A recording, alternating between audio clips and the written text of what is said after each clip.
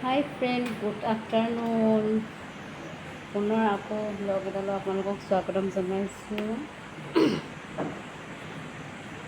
আজি পুনৰ ভিডিঅ' এটা লৈ আহিছোঁ ধুনীয়াছে। আজি মানে ইয়াত আমাৰ হাজবেণ্ড আৰু বেটি শুই আছে ধুনীয়াকৈ। আজি মানে এতিয়া এই টাইমত মানে বহুত ভোক লাগিছে, অকণমান খাওঁগৈ। আজি মানে ঘৰত কি বনাইছে কি কি নবনাইছে, হাজবেণ্ডে মাংস বনাই থকা দেখিছিলোঁ। এয়া সঁচাকৈ মাংস বনাইছে। এইটো মাংসটোকে খাই চাইছোঁ ধুনীয়াকৈ। টেষ্টি, কি ধুনীয়া। মই মাংস মানে বিষা মাংস খাই খুব ভাল লাগে। এয়া কেৰাহীত মাংস অকণমান আছিলে, উঠনি বনাইছিলে, তাৰে অকণমান আছে।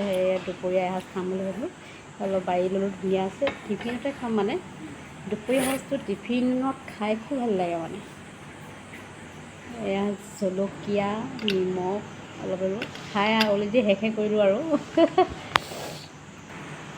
খাই আছোঁ। দুপৰীয়া সাঁজটো আজি মাংসৰ লগতে খাই দিলোঁ আৰু খুব ভাল লাগিছে খাই কিনে।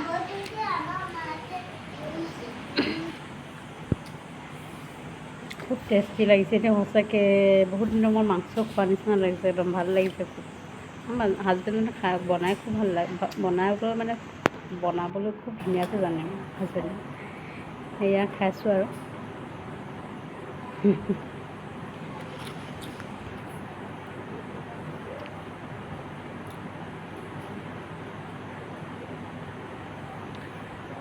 জলকীয়া টুকুৰা লৈ লৈছোঁ।